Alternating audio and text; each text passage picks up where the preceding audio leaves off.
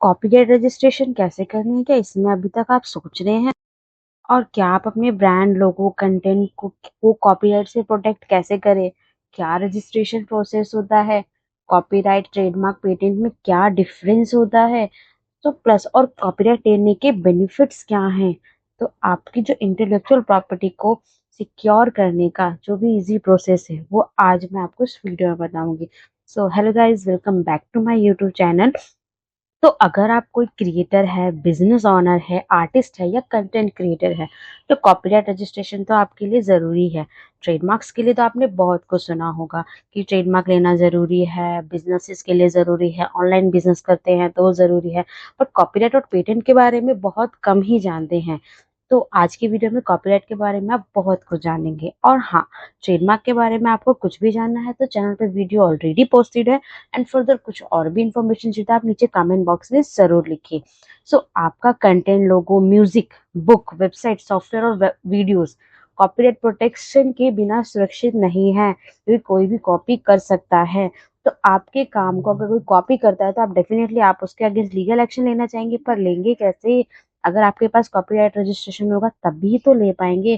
तो copyright registration करे कैसे? प्रॉब्लम की जरूरत नहीं है, टेंशन नहीं लेना है। इस वीडियो में मैं आपको बताऊंगी किस तरह से रजिस्ट्रेशन करेंगे, क्या बेनिफिट्स और क्या लीगल प्रोटेक्शंस आपको मिलेंगे। तो वीडियो में आगे बढ़ते हैं। तो सबसे पहले क्या टॉपिक कवर्ड होंगे वो देख लेते हैं। देखिए, कॉपीराइट होता क्या है, जरूरी क्यों है। अभी तक तो जस्ट आपको मैंने इंट्रोडक्शन दिया है, बट डिटेल में भी तो आपको जानना होगा। उसके बाद एक कॉपीराइट रजिस्ट्रेशन का पूरा प्रोसेस क्या होता है और ये किन किन चीजों पे लागू होता है। म्यूजिक, वीडियो, बुक्स, लोगो, सॉफ्टवेयर। अब देखिए, आपने देखा होगा कोई भी नई मूवी आती है या एल्बम्स आते हैं, वो क्या होते हैं, कॉपीराइट होते हैं। अगर आप उनका यूज करके आप अपने यूट्यूब पे वीडियो पोस्ट कीजिए तो कॉपीराइट स्ट्राइक आ जाता है, छोटा मोटा। तो ये चीज है क्यों? क्योंकि उस वीडियो को, उस म्यूजिक को कॉपीराइट किया गया है। क्या फायदे होते हैं? सबसे पहले लीगल प्रोटेक्शन, ऑनरशिप। हमारी प्रॉपर्टी के हम पेपर बनवाते हैं, ठीक है। सेम उसी तरह से हमारा कोई सॉन्ग है, कोई बुक है जो हमने खुद बनाया है, तो उसकी ओनरशिप लेने के लिए। मोनेटाइजेशन, अगर जैसे कि आपने सुना होगा कई सारी फ्रेंचाइजी है। फ्रेंचाइजी किसकी होती है? आउटलेट्स की। तो सेम वही चीज है। अगर आप कोई सपोज गाना बनाते हैं या फिर बुक लिखते हैं तो उसके क्या आप उससे अर्न करना चाहते हैं तो आप किसी और को दे सकते हैं। उसके बदले आपको क्या मिलेगी? रॉयल्टी मिलेगी। कॉपीराइट रजिस्ट्रेशन के लिए क्या डॉक्यूमेंट जरूरी है इसका भी हम देखेंगे। ऑनलाइन होता है, ऑफलाइन होता है? ऑनलाइन भी होता है। जिस तरह से आपका ट्रेडमार्क रजिस्ट्रेशन होता है उसी तरह से आपका कॉपीराइट भी होता है। दोनों ही आईपी इंडिया की वेबसाइट पे होती है, जो हमारी गवर्नमेंट की वेबसाइट होती है, क्योंकि इनको क्या बोलते हैं? Intellectual property. अब फर्क क्या है कॉपीराइट, ट्रेडमार्क और पेटेंट में, वो भी देखेंगे। इन्फ्रिंजमेंट, अभी तक आपने ट्रेडमार्क इन्फ्रिंजमेंट सुना होगा। कैसे? दो एक जैसे दिखने वाले ट्रेडमार्क्स नहीं हो सकते। जिसने पहले रजिस्ट्रेशन लिया है वो क्या करेगा? दूसरे वाले को अपोज कर सकता है, रोक सकता है। तो वो हुआ ट्रेडमार्क इन्फ्रिंजमेंट। सेम इसी तरह कॉपीराइट इन्फ्रिंजमेंट। आपने कोई सॉन्ग बनाया, आपने कोई बुक लिखी, आपने कोई पेंटिंग बनाई, कोई लोगो बनाया, कोई सॉफ्टवेयर बनाया, सेम उसके जैसा अगर कोई दूसरा बनाता है, आपकी नॉलेज में आता है, तो आप उस पे इन्फ्रिंजमेंट का केस फाइल कर सकते हैं। फर्स्ट ऑफ ऑल तो आप आईपी इंडिया की वेबसाइट, मतलब इंटेलेक्चुअल प्रॉपर्टी की वेबसाइट पर ही ऑब्जेक्शन कर सकते हैं। तो देखते हैं कि डिफरेंस क्या होता है। आज हम ट्रेडमार्क और कॉपीराइट में देख रहे हैं। बहुत जल्द मैं पेटेंट के लिए भी वीडियो लेकर आऊंगी। नीचे उसके लिए आप नीचे कमेंट बॉक्स में जरूर लिखिए कितने लोग पेटेंट के बारे में जानना चाहते हैं। तो पर्पस क्या है? ट्रेडमार्क का पर्पस क्या होता है? ब्रांड आइडेंटिटी, नेम, लोगो, स्लोगन, उस पे बस इतना ही आता है। बट कॉपीराइट क्या करता है? Creative work. आपने कोई बुक लिखी, बेशक से वो राइम्स की बुक हो, पोएट्री हो, वो क्या है? वो प्रोटेक्ट करने के लिए आपका क्रिएटिव वर्क प्रोटेक्ट करता है कॉपीराइट। ट्रेडमार्क आपका नेम प्रोटेक्ट करता है, लोगो प्रोटेक्ट कर सकता है, स्लोगन प्रोटेक्ट कर सकता है, आपके वर्क को नहीं कर सकता। कॉपीराइट उस वर्क को करेगा। उसमें क्या चीज आती है? Books, music, video and software. उसके बाद एक किसको जरूरत होती है? देखिए, ट्रेडमार्क तो हर बिजनेस, ब्रांड और स्टार्टअप्स को जरूरत होती है, बट कॉपीराइट किसको? आर्टिस्ट को, writer, musician, film maker, software developers, इनको जरूरत होता है। प्रोटेक्शन कवर, क्या चीज कवर होती है ट्रेडमार्क में? तो क्योंकि ट्रेडमार्क ब्रांड नेम, लोगो, टैगलाइन, स्लोगन का होता है, तो सेम इसी तरह ये यही प्रोटेक्ट करेगा। बट कॉपीराइट किसको? Books, songs, painting, software, videos, website, content, film, इसको प्रोटेक्ट करता है। उसके बाद है वैलिडिटी, देखिए ट्रेडमार्क की वैलिडिटी 10 ईयर्स की होती है, 10 साल बाद आप उसको रिन्यूअल करा सकते हैं। बट कॉपीराइट क्या होता है, एक बार आपने कॉपीराइट करा लिया तो वो आपके लाइफ टाइम तक के लिए, मीन्स जब तक वो क्रिएटर जिंदा है उसके प्लस 60 ईयर्स, उसके जाने के 60 साल बाद भी वो क्या रहता है, उसको कॉपीराइट वो क्लेम कर सकता है। इनफैक्ट उस चला जाता है इंसान तो उसके बाद क्या, इसके जो आगे की जो पीढ़ी है वो कॉपीराइट करते हैं। रजिस्ट्रेशन अथॉरिटी क्या है, दोनों में ही जो है आईपी इंडिया ही होती है। ट्रेडमार्क के लिए ट्रेडमार्क रजिस्ट्री होती है, कॉपीराइट के लिए कॉपीराइट ऑफिस होता है। बट दोनों किसके अंदर आते हैं, आईपी इंडिया के अंदर में। लीगल एक्शन की बात करें, देखिए प्रिवेंट करता है, रोकता है कि कोई और आपके सेम ब्रांड को ना यूज करे। आपको मे बी याद होगा, स्टारबक्स कॉफी का ब्रांड है, सेम इसी तरह का लोगो लेके सरदार बख्श करके एक आया था, तो सेम उसके लिए काफी ज्यादा जो है कॉपीराइट ट्रेडमार्क के लिए केसेस फाइल हुए थे दोनों पार्टीज के बीच में। सेम अगर आप देखेंगे पेटीएम और पेपल, पेटीएम कितना रिनाउंड है और पेपल दोनों देखने में एक जैसे लगते हैं, तो उसका भी जो केस आया था उसके लिए आप हमारे चैनल पर देख सकते हैं, केस स्टडी डली हुई है। उसके बाद है ये क्या रोकता है कि कोई दूसरा आपके क्रिएटिव वर्क को कॉपी ना करे, मीन्स आपने अगर बुक लिखी है, पोएट्री लिखी है, तो कोई सेम पोएट्री को ना यूज करे, तो ये चीज है। बट कोई ना यूज करे उसके लिए आपको उसको कॉपीराइट कराना होगा। उसके बाद है क्या आपको दोनों की जरूरत होती है, देखिए ये डिपेंड करता है। आप अगर अपने बुक के नेम, सपोज आप, हम कॉपीराइट की बात करते हैं, सपोज आपने बुक बनाई है, ठीक है, तो डेफिनेटली उस बुक का नेम लिखा होगा, तो बुक के कंटेंट को तो आपने कॉपीराइट के जरिए क्या कर लिया, उसको सिक्योर कर लिया। बट आप बुक का नेम का भी अगर सिक्योर करना चाहते हैं तो आप उसका ट्रेडमार्क लीजिए, कंटेंट का आप कॉपीराइट लीजिए। और हाँ, उसी बुक को सब एक तरह से भी कि अगर आप उसका बिजनेस करना चाहते हैं, मार्केटिंग करना है, तो वहां आपको क्या करना पड़ेगा, ट्रेडमार्क फुल प्रोटेक्शन बेटर होती है, बहुत अच्छी चीज होती है। सपोज आपने अपना क्रिएटिव वर्क तो कॉपीराइट करा लिया, ट्रेड उसके नेम को छोड़ दिया, कोई और नेम ट्रेडमार्क ले सकता है, ठीक है, क्योंकि ओपन मार्केट है। स्टेप बाय स्टेप क्या प्रोसेस होने वाला है अब वो देखते हैं। देखिए फर्स्ट स्टेप क्या होता है, आप कॉपीराइट ऑफिस में जाएंगे, ऑफिशियल वेबसाइट पे जाएंगे, वहां पे आप करेंगे ऑनलाइन एप्लीकेशन फाइल करेंगे, जिसमें आपने पर्सनल है, अगर आप सिंगल है, ठीक है, आप खुद के पर्सनल नेम पर रजिस्टर करना चाहिए, पर्सनल पे कीजिए। Company details, work details, company है तो कंपनी डिटेल्स डालेगी, नहीं तो वर्क डिटेल्स डालेंगे। उसके बाद वर्क अपलोड करना है जिसका आपको कॉपीराइट कराना है, फीस पे करनी है वर्क कैटेगरी के अकॉर्डिंग, मीन्स बुक्स की अलग होती है, म्यूजिक की अलग होती है, इस तरह से। तो उससे क्या होगा, आपका डायरी नंबर जनरेट होगा, मीन्स कि आपका एप्लीकेशन सबमिट हो चुका है। फिर उसको एग्जामिनर क्या करेंगे, उसको रिव्यू करेंगे, चेक करेंगे कोई ऑब्जेक्शन है या नहीं। अगर कोई ऑब्जेक्शन नहीं आता तो आपका कॉपीराइट सर्टिफिकेट आ जाता है। प्रोसेसिंग टाइम जनरली 2 से 6 मंथ है, बट एक्स्ट्रा टाइम भी जो क्या है वो लग सकता है, जिस तरह से ट्रेडमार्क में एक्स्ट्रा टाइम लगता है सेम इसमें भी लग सकता है। उसके बाद बेनिफिट्स क्या है, देखिए अगर आपको जिस तरह से आपने कोई जमीन है लिखवा ली अपने नाम पे, आपने उसको परचेज कर लिया, तो उसके लिए आपको लीगल ऑनरशिप मिल जाती है। सेम उसी तरह ये भी हमारी एसेट्स होती हैं, कॉपीराइट लेने के बाद भी आपका कंटेंट आपके नाम से सेफ हो जाएगा। कोई और अगर यूज करना चाहता है तो उसके लिए उसको आपकी परमिशन लेनी होगी। आपके पास मोनेटाइजेशन राइट होता है, आप उस कंटेंट से पैसा भी कमा सकते हैं। प्रोटेक्शन ऑफ कॉपिंग, कोई और दूसरा कॉपी ना करे उससे भी आपको क्या है, इंडियन लॉ आपको प्रोटेक्शन देता है। लाइफ टाइम की सिक्योरिटी होती है, क्योंकि कॉपीराइट की वैलिडिटी अराउंड 60 ईयर्स तक की होती है। लीगल एक्शन का आगे होता है, अगर कोई भी आपके कंटेंट को कॉपी करता है तो आप उसके अगेंस्ट में लीगल एक्शन ले सकते हैं।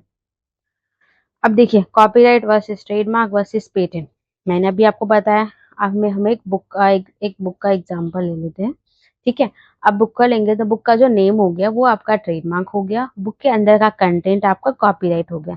पेटेंट क्या चीज होती है, कोई इन्वेंशन, कोई न्यू मशीन बनाई है, कोई न्यू दवाई बनाई है, जैसे कि अभी कोविड आया था तो कोविड में जो दवाई बनी थी जिस भी कंपनी ने बनाई थी वो उसका पेटेंट ले सकते थे। तीस उससे क्या होगा, कोई भी दूसरी कंपनी अगर उस फॉर्मूला को यूज करना चाहते तो उसको पहले क्या लेना होगा, अप्रूवल लेना पड़ेगा उस कंपनी से, जो भी टर्म्स एंड कंडीशन पे वो रेडी होंगे। तो ये तीनों में डिफरेंस होता है।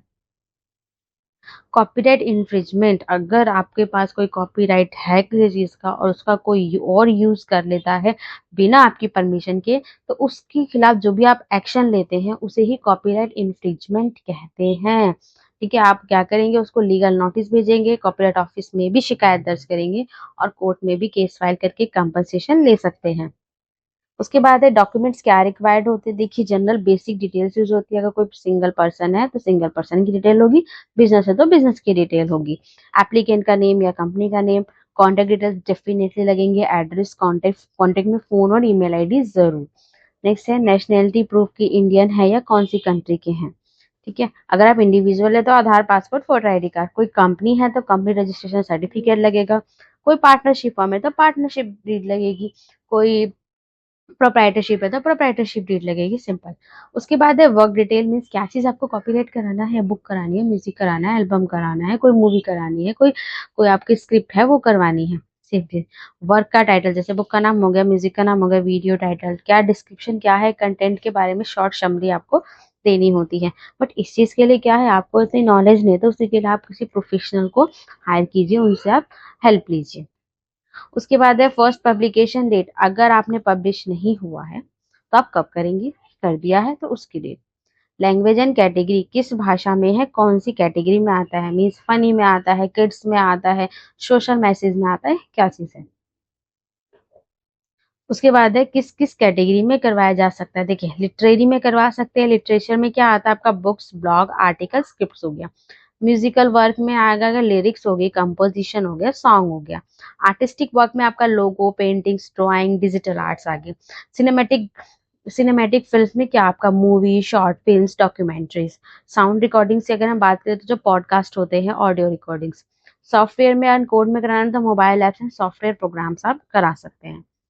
उसके बाद है आइडेंटिटी और ऑनरशिप प्रूफ में, ये क्या चीज होती है, सपोज इट कि ऑथर कोई और है, क्रिएटर, ऑथर या क्रिएटर की आइडेंटिटी प्रूफ, मीन्स के ऑनरशिप प्रूफ।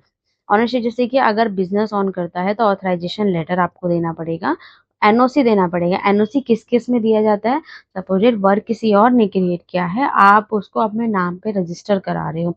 इन केस मैं आपको एक सिंपल एग्जांपल देती हूँ, सपोज इट आपके पेरेंट्स ने कुछ क्रिएशन की है, वो नहीं कराना चाहते रजिस्टर, एज अ चाइल्ड आप उसको रजिस्टर कराना चाहते हैं अपने नेम पे, तो आप उनसे क्या लेंगे, आप उनसे एनओसी लेंगे कि उनको कोई भी प्रॉब्लम नहीं है, इस तरह की चीज।